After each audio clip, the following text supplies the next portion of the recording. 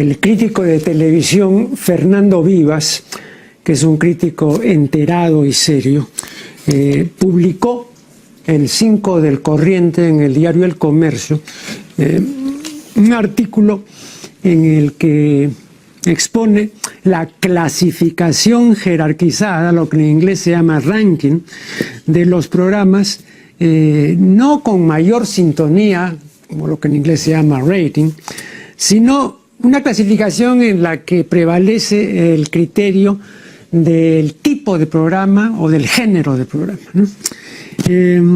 Vean, el artículo de qué se trata es este.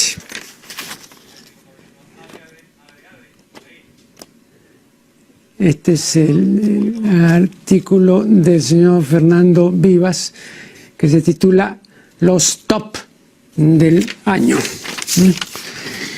Bien, el género ganador fue el programa de concurso. En segundo lugar, los programas cómicos.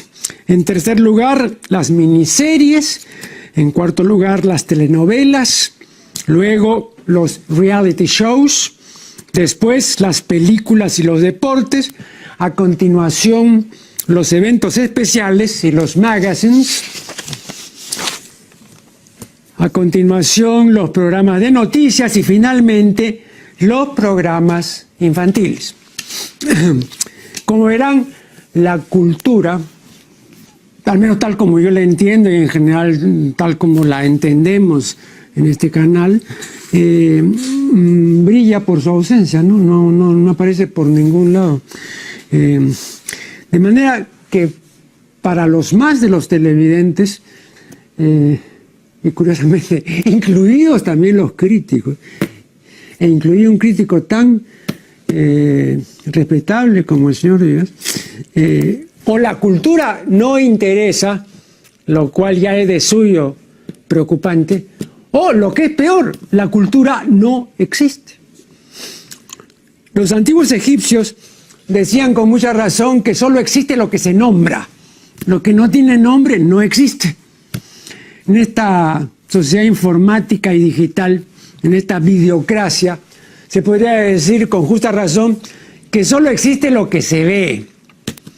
Y claro, si la gente no ve cultura en la televisión, sino casi siempre demostraciones de lo contrario, o sea, demostraciones de la más palmaria incultura, entonces si la gente no ve pues alguna manifestación cultural, entonces la cultura no existe, ¿no? Esta inexistencia, y no solo aquí, porque es general, no solo aquí, esta inexistencia sería cabal si no fuera por la labor que desenvuelve el canal del Estado en pro de la cultura. Lo que me sorprende es que Fernando Vivas no se sorprenda también de esta ausencia, porque él hace la relación, de los programas por género y en ningún momento pues aparecen los programas culturales, ¿no? Pero él no se sorprende de que no aparezcan, ¿no? Entonces a él también, por lo menos desde el punto de vista en que lo ve, que es un punto de vista estadístico, ¿no? Porcentual, esta inexistencia de la cultura en televisión es una normalidad más. Sabido es ya desde la época de Durkheim, o quizá antes, ¿no? Que las sociedades normalizan patologías. Entonces esta sociedad, no solo esta, porque el fenómeno en general, bueno, pero esta, la que nos interesa, ha normalizado la patología de poner a un lado, ¿no? O como dirían los ecuatorianos, ningunear, porque ese es un verbo que nos viene del Ecuador, ¿no? La cultura, ¿no? Entonces esa patologización, que en otros términos pues sería ya digna de un examen psiquiátrico, resulta una normalización, ¿no? Resulta una habitualidad, resulta no lo insólito, sino lo contrario, lo sólido, lo común y corriente, ¿no? Bueno, yo quería comenzar el programa manifestando esto porque esta ausencia de la cultura en los canales de la televisión llamada comercial no es nueva, pero se ha acentuado, ¿no? Indudablemente. Desde que nosotros nos copiamos, como siempre ocurre, estos programas de concurso donde hay puro movimiento y peleas y todo lo demás, que eso se hizo mucho en la Argentina, lo recuerdo muy bien, hace 10 años más o menos, quizá más, y luego ya tardíamente creo que tuvieron aquí la franquicia y lo están haciendo ahora. Entonces ahora todo es cinemático, todo es cinesis, todo es movimiento, pero no un movimiento de la mente, ¿no? Sino un movimiento, digamos, muscular, ¿no? Entonces eso, lejos pues de dignificarnos, ¿no? Al contrario, ¿no? Vamos a ver la razón una vez más a Giovanni Sartori, eso nos animaliza. Todo el continuo ver es un continuum de animalización. Y repito, no solamente es un fenómeno que rige en América Latina, es un fenómeno mundial, ¿no? Y hasta donde yo lo veo, bueno, no creo que tenga ya retorno, no tiene ya compostura, ¿no? Bien, pasemos a otra cosa. En octubre del año recién pasado, se cumplieron 30 años del otorgamiento del Premio Nobel de Literatura a Gabriel García Márquez. No, entonces, con este motivo se celebraron en Colombia diversos actos conmemorativos del tricenio, 30 años, de ese otorgamiento, ¿no? Y se publicaron en diarios y revistas suplementos especiales, ¿no? Que contenían artículos, ¿no? De firmas prestigiosas que rememoraban, pues, los 30 años de la dación del Nobel a Gabo. Aquí tengo el suplemento que le dedicó El Tiempo de Bogotá, muy buen suplemento, ¿no? Con artículos de Milan Kundera, Tomás Eloy Martínez y en fin, muchos otros, ¿no? Rememorando pues y hablando. Y un artículo muy interesante de alguien que no es intelectual, pero sí es un personaje de la política, Fidel Castro, ¿no? Es un amigo de toda la vida de Gabriel García Márquez. Este es el suplemento 30 años del Nobel de Gabo. Este es el suplemento que le dedicó El Tiempo de Bogotá. Bueno,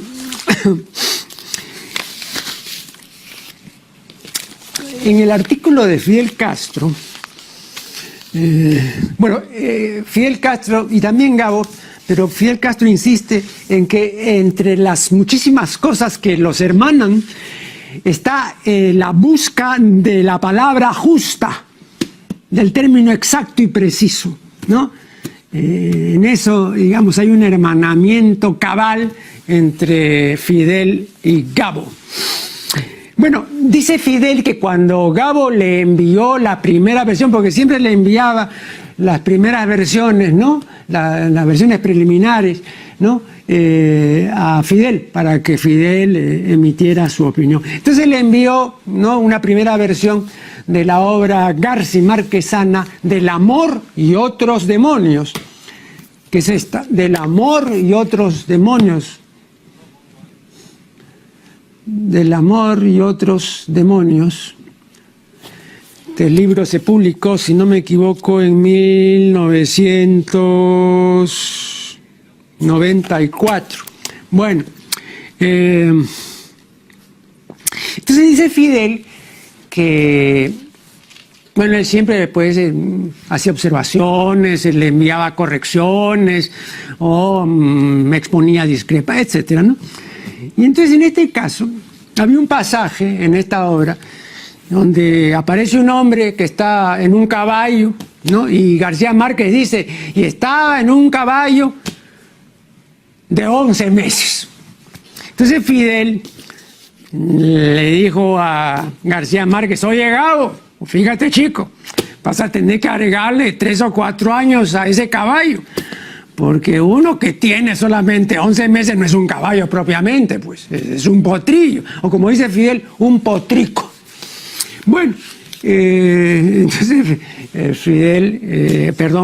Gabo admitió el desliz y en la versión definitiva, que es esta que acabo de mostrar, eliminó lo de los 11 meses, ¿no? Porque ahí está el pasaje, eliminó lo de los 11 meses, pero tampoco admitió completamente la observación de Castro, ¿no? Porque no le puso 3 o 4 años más, simplemente dijo, estaba montado en un caballo, nada más, ¿no?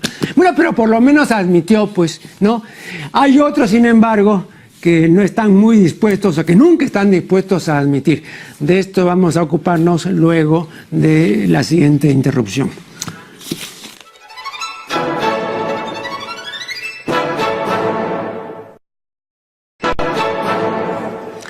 Bien, les decía en el segmento anterior que hay quienes aceptan correcciones como Gabriel García Márquez, que corrigió el desliz en el que había incurrido, ¿no?, según observación de su gran amigo Fidel Castro.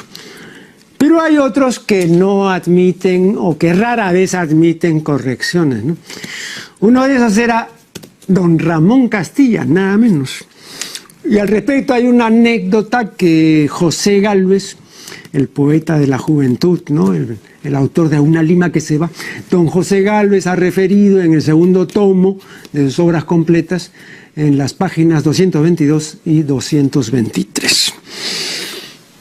Castilla fue invitado a examinar oralmente, a tomar ese examen oral a los alumnos del seminario. Y para que vean ustedes la importancia que eso tenía, Castilla acudió con su gabinete, ¿no? Y cuando se presentó el primer alumno, le pasaron a Castilla la tabla, que así se llamaba entonces el programa, ¿no? O sea, la lista de las asignaturas. Entonces Castilla le dijo, a ver, alumno, ¿qué es la psicología? Entonces el ministro de Instrucción, que en esa época no era de Educación sino de Instrucción, que estaba sentado junto a Castilla, le dijo así, muy preocupado, pero sin alzar la voz, le dijo, general, no es psicología, sino psicología, es una palabra de origen griego, es psicología. Entonces Castilla rápidamente y alzando la voz, le dijo, vea, ministro, el gobierno no tiene por qué saber griego, yo no sé griego. Entonces no me venga con que es de origen griego ni nada. No, pues yo lo pronuncio como se me ocurra, la peruana, la criolla. A ver, alumno, repito, ocúpese de la psicología. No le hizo caso. Bueno, ese era pues don Ramón Castilla, ¿no?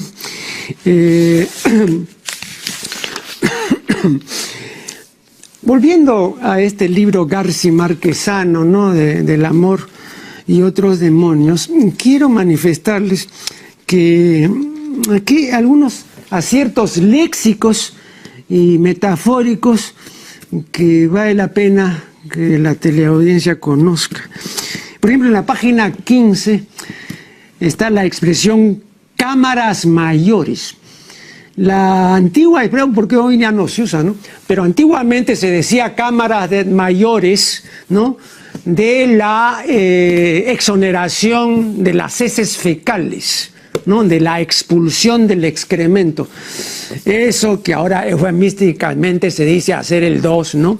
Bueno, no, antes se decía hacer cámaras mayores, y la exoneración de la vejiga urinaria se decía cámaras menores, ¿no? De modo que cámaras mayores era la defecación y cámaras menores la micción. En la página 31 hay un acierto metafórico muy bueno que dice el incendio de sus vísceras. Imagínense ustedes qué bien, ¿no? En lugar de decir pues que tenía una gran irritación en el tracto gastrointestinal, o que tenía una colitis, o que la úlcera, bueno, no, el incendio de sus vísceras. Después en la 41 está el adjetivo es un participio, pero es un adjetivo, pues, historiado, que significa adornado. La cita dice, lo más notorio eran los libros, muchos en latín, con lomos historiados, o sea, con lomos adornados. La página 49, la expresión de horca y cuchillo, ¿no? Señor de horca y cuchillo. Era el señor que en lo antiguo tenía, ¿no? La facultad y la jurisdicción de imponer la pena de muerte incluso a los súbditos suyos, ¿no? Así como también antiguamente el Papa podía imponer la pena de muerte a los delincuentes súbditos suyos, ¿no? Yo recuerdo perfectamente eso, y los profesores de Salamanca, ¿no?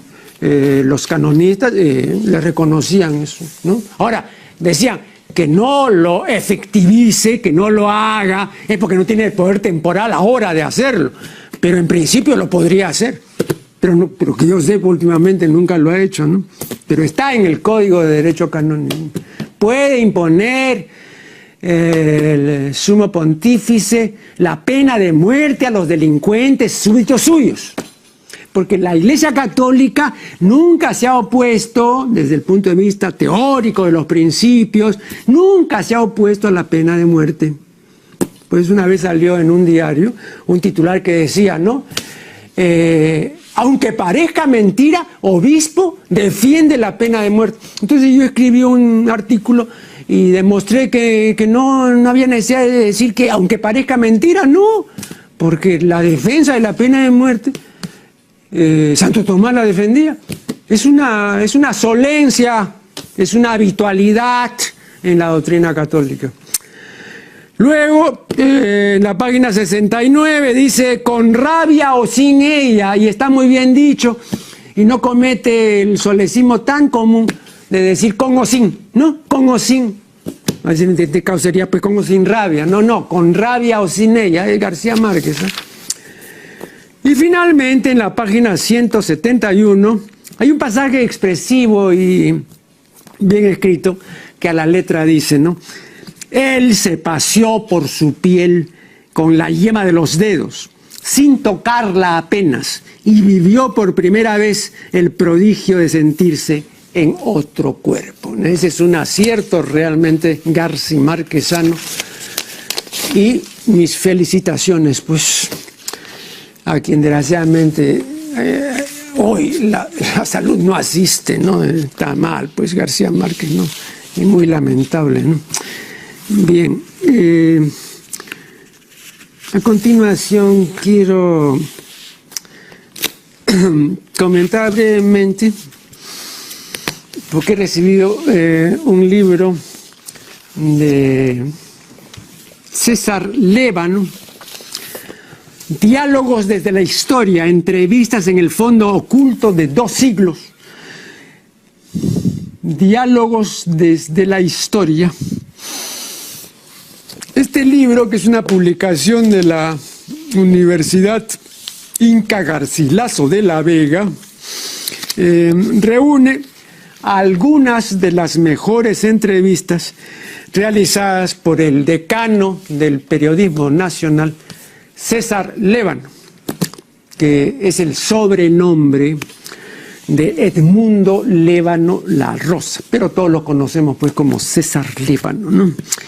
Yo conocí a Lévano a fines de la década de 1960, cuando acababa de entrar o estaba entrando César Hildebrand en la revista Caretas.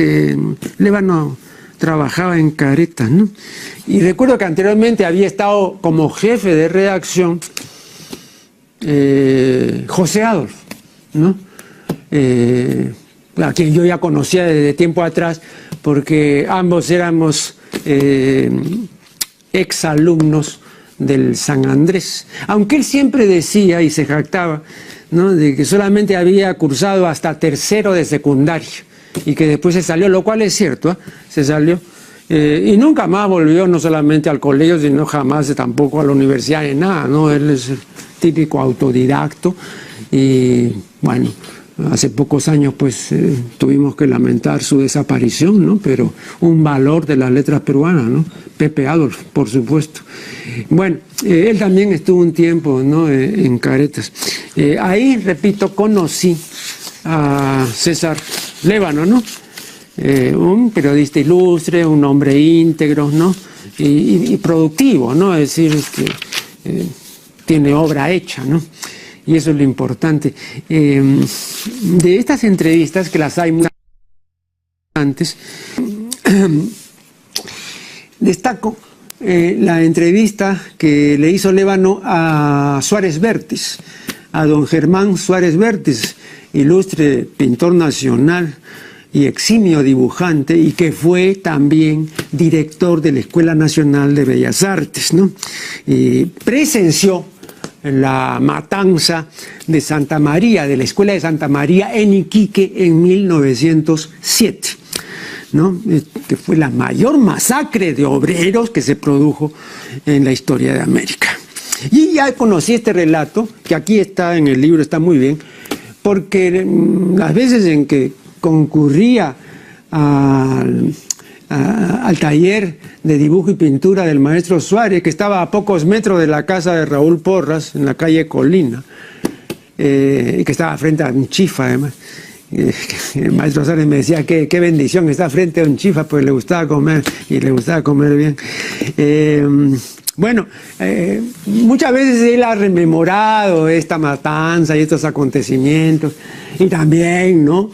Nos contaba que había llegado a ser pues campeón de jiu-jitsu, ¿no? Y le decían la ardilla de Tarapacá, la ardilla de Tarapacá. Bueno, repito, bien valiosos estos datos, muy valiosos estos datos que da Suárez Vértiz en relación con la matanza de Santa María. Y otra de las entrevistas interesantes es la que le hicieron César Lévano y César Hildebrand juntamente, ¿no? A Víctor Raúl Haya de la Torre. Pero de esto nos ocuparemos luego del siguiente corte.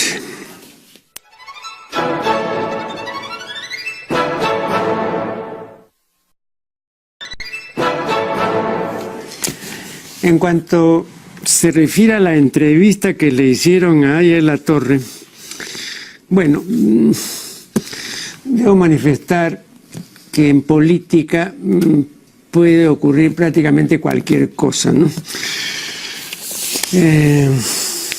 Porque veo aquí en la entrevista, yo la había leído en su momento, ¿no? Pero bueno, esto hace pues 40 años. Veo aquí pues que el jefe del APRA explica y justifica el llamado gobierno de la convivencia, ¿no?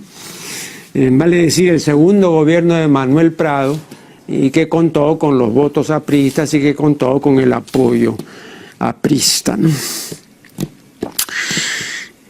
15 años antes de que esto ocurriera, durante el primer gobierno de Manuel Prado, y en plena guerra mundial, la Segunda Guerra Mundial, ¿no? El gobierno de Prado persiguió encarnizadamente y sin tregua a los apristas. Viejos apristas de entonces me han referido, y más de una vez, que los apristas estaban ya hartos de tanta catacumba y de tanta persecución. Y entonces pensaban en la conveniencia de llegar pues a algún acuerdo con el gobierno de turno para que cesaran las persecuciones y las catacumbas, ¿no? Porque la verdad es que la situación era insostenible. En consecuencia, en una reunión con el líder máximo, con los principales dirigentes, casi era un petit comité, Ramiro Priale, siempre fiel a su principio de que conversar no es pactar, ¿no? Sugirió la conveniencia de conversar pues con miembros importantes del gobierno de turno, para ver pues si se llegaba a algún acuerdo, ¿no? Y en fin, ¿no? Ya era hora pues de que cesaran las persecuciones, ¿no? Porque eso ya no era vida, ¿no? Bueno, no bien oyó esto Aya de la Torre, entonces se paró bruscamente, dio un paso al frente, se abrió la camisa, ¿no? Y así muy histriónicamente, ¿no? Muy teatralmente. Ojo, esto ocurría en 1942, plena guerra mundial, la Segunda Guerra Mundial. Y entonces exclamó: antes de pactar con Prado, prefiero ir a los campos de Francia, ofrecer mi pecho e inmolarme por la libertad y la dignidad. Y entonces vuelve a decir pues que Prialé retiró inmediatamente, ¿no?, su propuesta, y todos los otros dirigentes le dijeron: no se ponga así, jefe, no se ponga así, una simple sugerencia, no lo tome así, de esa manera. No, porque yo si no dejo todo y ya verán ustedes lo que hacen y me voy, no. Bueno, en fin, ya ustedes se imaginarán, ¿no? 15 años después terminan pues apoyando a quien los perseguía, ¿no? Y de una manera, pero así atroz, ¿no? Sí lo recuerdo muy bien. Y de esto también me hablaba, y por lo largo, mi padre, ¿no? Porque mi padre fue aprista de la época inicial, ¿no? Dejó de serlo justamente cuando se instauró el gobierno de la convivencia, o sea, dejó de serlo en 1956, ¿no? Pero, y no solamente mi padre, porque todo el mundo creo que era aprista, ¿no? Mi tío Luis Ernesto, que había sido secretario de Leguía, era no aprista, pero era simpatizante y muy amigo de la Torre, ¿no? Un tío mío también ayudaba, porque un hombre de dinero ayudaba económicamente a los apristas, en fin, ¿no? Otras épocas, pues, ¿no? Pero bueno, no dejen de leer este libro interesante del distinguido periodista César Lévano. Luego quiero mostrar a ustedes el disco compacto que acaba de publicarse, que es un homenaje a Claudio Rebagliati, el músico italiano que estuvo tantos años entre nosotros, ¿no? Había nacido en 1843 y murió justamente el año en que murió don Aurelio de Negri, ¿no? Uno de los notables de la ciudad, ¿no? Y por supuesto pariente ilustre, don Aurelio de Negri, porque él también murió en 1909, pues claro. Don Aurelio de Negri fue 5 veces alcalde de Lima y era hombre de fortuna, tenía su rancho en Chorrillos, etcétera. Conozco muchos datos sobre mi ilustre antepasado. Bueno, este es el disco de homenaje a Claudio Rebagliati, ¿no? Mostraré aquí. Tiene un folleto muy interesante de Marino Martínez Espinosa, que desde hace ya mucho tiempo viene cumpliendo una labor fructífera, viene llenando un vacío respecto a la investigación y a la difusión de nuestra música popular, ¿no? Él también publicó hace pocos años el libro titulado Manuel Acosta Ojeda, Arte y Sabiduría del Criollismo, ¿no?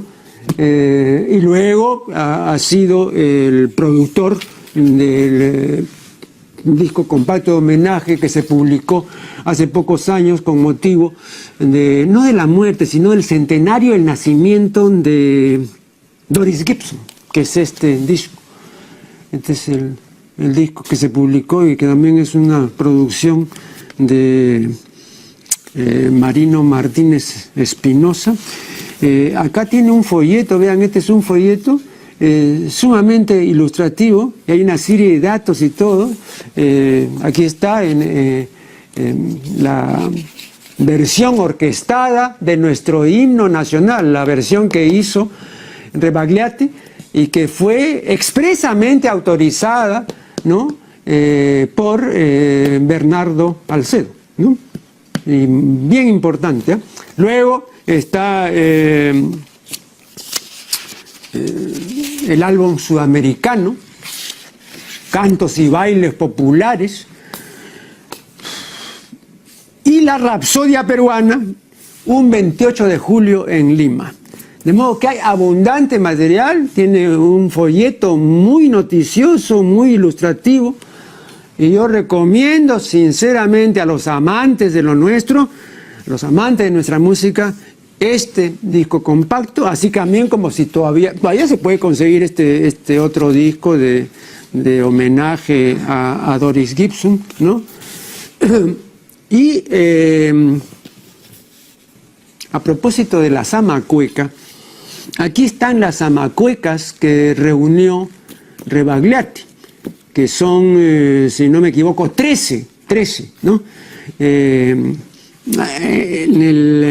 el disco de homenaje a Doris Gibson hay 4 zamacuecas, y en el disco de larga duración, el vinilo publicado en los primeros años, creo que en el 72 o 73, en pleno gobierno militar, ¿no? Es una publicación del virrey, Lupe Parrondo y un siglo de música peruana. Lupe Parrondo y un siglo de música peruana, ¿no? Bueno, aquí hay 5 zamacuecas del álbum sudamericano de Rebagliati, 5 zamacuecas. Y una o dos, pero una sobre todo, mejor interpretada por Lupe Parrondo que por la otra pianista, que es una muy buena pianista, pero bueno, es una cosa, pues ser muy buena, otra cosa es pues agarrarle el gustito a la zamacueca, ¿no? Y por el señor que interpreta aquí la zamacueca, que también es un gran pianista, sí, pues, pero no es un alma criolla, pues, ¿no? Y aunque Lupe Parrondo normalmente tocaba, o toca, ¿no? Porque me parece que sigue ofreciendo recitales y da clases en México, ahora está radicada en México. En su tiempo pues era la niña prodigio, ¿no? En los años 60, la recuerdo perfectamente, ¿no? Ahora, claro, ya en México se le conoce sin aféresis, ¿no? Ya se le dice Guadalupe. Si ustedes buscan en la internet, tienen que buscar Guadalupe Parrondo. Y además este disco de Guadalupe Parrondo contiene la única grabación de que tengo noticia de la marinera de concierto de Rosa Mercedes Ayarza. La única, porque la otra es más conocida, la que se llama La Marinera, ¿no? Soy peruana, soy limeña, soy la flor de la canela. Esa es más conocida, hay incluso me parece, porque era más la única persona que podía cantar eso bien, era Teresa Bolívar, ¿no? Aunque todavía lo puede cantar, porque felizmente Teresa todavía está con nosotros.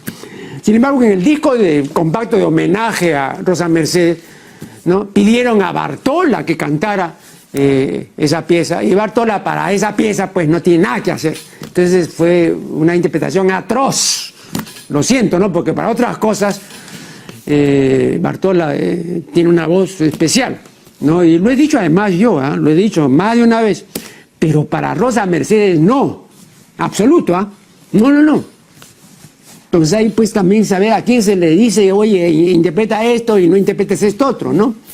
Nadie le dijo a Juan Diego Flores, oye, no interpretes La Jarra de Oro porque no es para ti, eso no es para ti. La interpretó y salió mal, pues. Entonces igual acá, pues esa interpretación no está mal, pues. Repito, creo que desgraciadamente Teresa Bolívar no grabó, ¿no? Pero Teresa fue muy amiga de Rosa Mercedes, se ha sido una excepcional, pues, cantante, ¿no? Indudablemente. Un nuevo corte y ya regresaremos.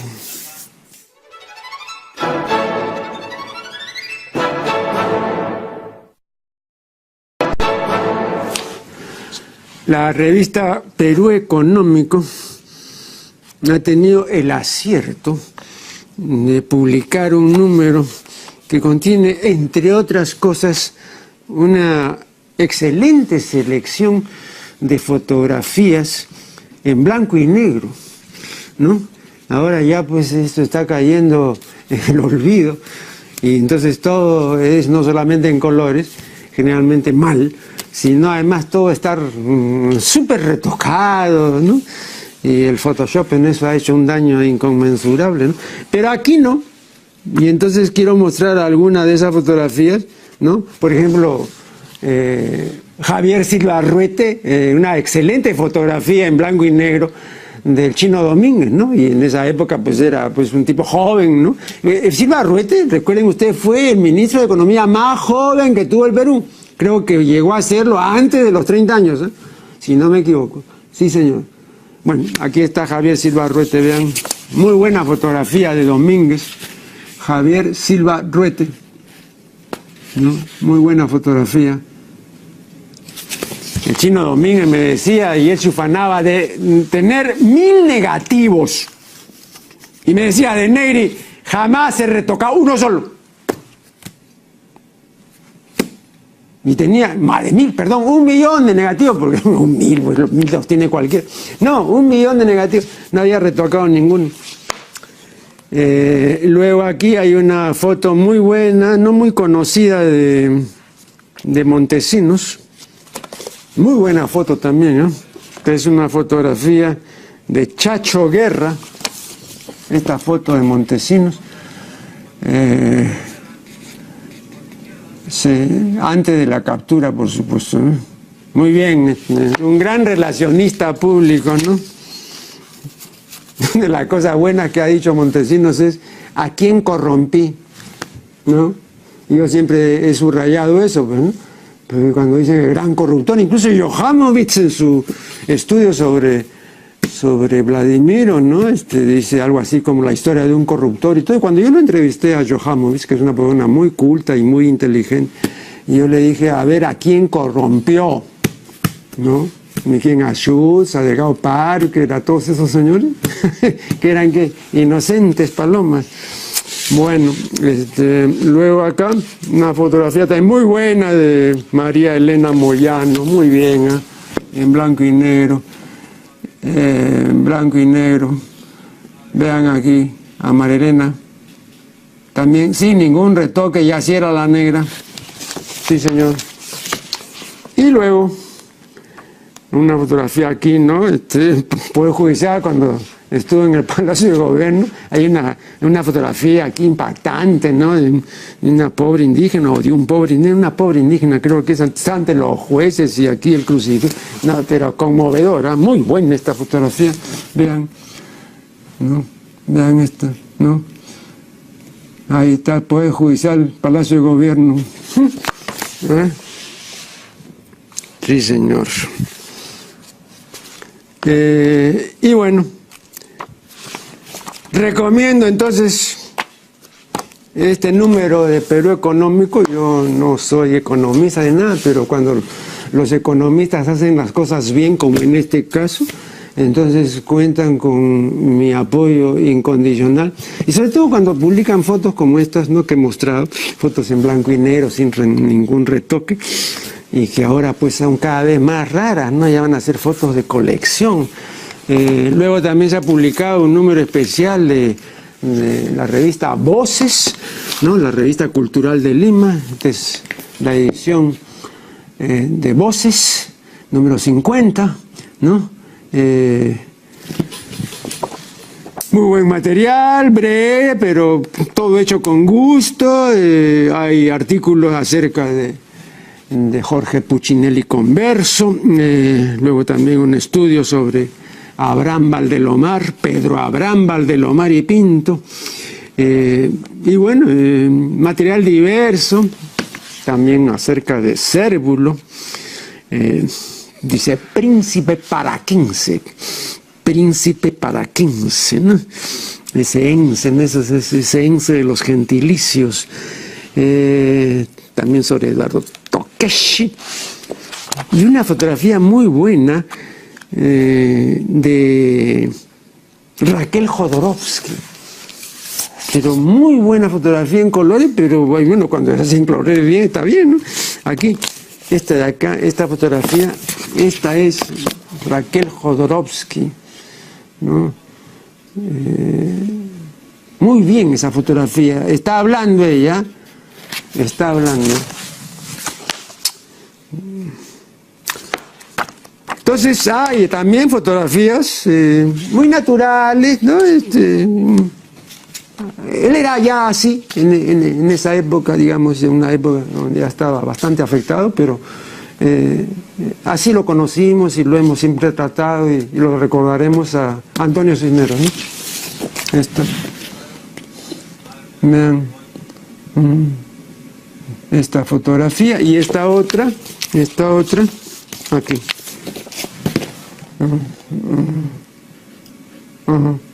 Muy bien, este número de voces recomiendo sin ningún reparo el número de voces. Después acá hay 2 publicaciones que acabo de recibir de la Universidad Inca Garcilaso de la Vega, de Luis Eduardo Valcárcel, de la vida incaica. Y del doctor Raúl Chanamé Orbe, La República Inconclusa, un ensayo sobre la República, la Constitución y la democracia.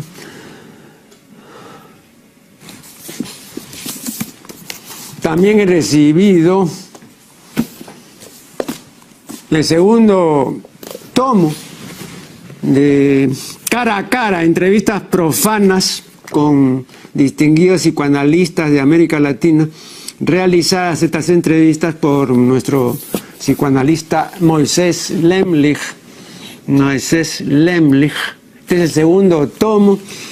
El reparo fundamental que merece este tomo, como también lo mereció el anterior, es que los entrevistados y el entrevistador las más de las veces se ocupan de asuntos institucionales que para el lector común e incluso para el lector culto, pero que está al margen de lo institucional en el psicoanálisis, todo eso le es muy poco interesante, ¿no? Entonces, esa es la gran crítica que yo me atrevo a poner sobre el tapete, ¿no? Hay algunos que ya al margen de la cosa institucional dicen pues cosas interesantes, pero muy pocas veces. Aquí la entrevista que me pareció más sustanciosa, más interesante, es la que Lemlich le hace a Estela Weldon, ¿no?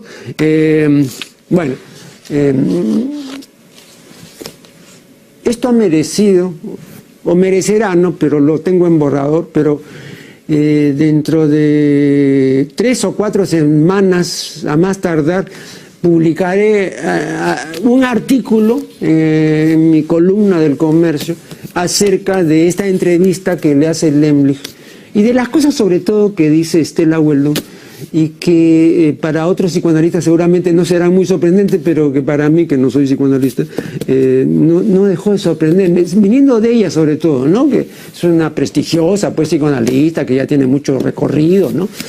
Y que cuenta una serie de cosas pues que son sorprendentes, ¿no? Pero de eso, remito a los interesados a este artículo que les digo yo que publicaré en el diario El Comercio más adelante. Estoy siempre los lunes, dicho sea de paso. También se ha publicado el primer número de Manicomio Suyay, revista de política y otras dudas. ¿No? Es una publicación en papel reciclado. Hay una serie de errores de composición y de defectos formales, ¿no? No voy a detenerme en ello porque, tal vez se enmienden en los sucesivos números, ¿no? Pero hay artículos además que son polémicos, ¿no? Y que merecen pues realmente un debate, ¿no? Como por ejemplo aquí hay un artículo que dice: ¿por qué endulzamos el recuerdo de Belaúnde? Y el autor, Virgilio Ardito Vega, sostiene que los mayores crímenes se cometieron durante el segundo gobierno de Belaúnde y no durante el gobierno de Fujimori. No voy a detenerme en este asunto, primero por razón de tiempo y segundo porque no soy especialista en esto. Pero es un tema controversial, pero el autor lo sostiene en serio, ¿eh? Y dice que siempre dice eso a sus alumnos en la universidad y les pregunta, ¿cuándo se cometieron la mayor cantidad de crímenes de lesa humanidad? Todos dicen, en la época del Fujimorato. Mentira. Fue durante el segundo gobierno de Belaúnde. Bueno, yo no conocí personalmente, lo he visto personalmente muy de cerca varias veces a Belaúnde, pero no digo haber sido ni remotamente amigo de él. Pero al margen de eso, que repito, ya lo dilucidarán los entendidos, y recuerdo y recordaré siempre de que en el segundo gobierno de Belaúnde yo tenía un programa que se llamaba Contrapunto, que era un programa de panel, yo era el conductor, era un panel selecto, etcétera, ¿no? Y que duró apenas 2 o 3 meses el programa porque hubo orden expresa de cancelarlo y se canceló. Y cuando acá el señor Belaúnde vino a inaugurar una maquinaria nueva que había recibido el canal, una periodista de Marca se le acercó y le dijo por qué han clausurado el programa de Negri y Contrapunto. Y entonces el programa dijo, bueno, vean, ¿acaso no existe? Le dijo la periodista, la libertad de expresión. Y Belaúnde dijo, además, yo estuve presente, por favor. Dijo, no, claro que sí existe. Y sobre todo en mi gobierno la libertad de expresión, por supuesto. Pero lo que no existe es la libertad de aburrimiento. Y como el programa era muy aburrido, por eso lo hemos cancelado. Vean ustedes, ¿no? El adalid de la libertad de prensa y de expresión y la democracia y todo el rollo ese. Bien, hasta aquí el programa y será hasta el programa siguiente.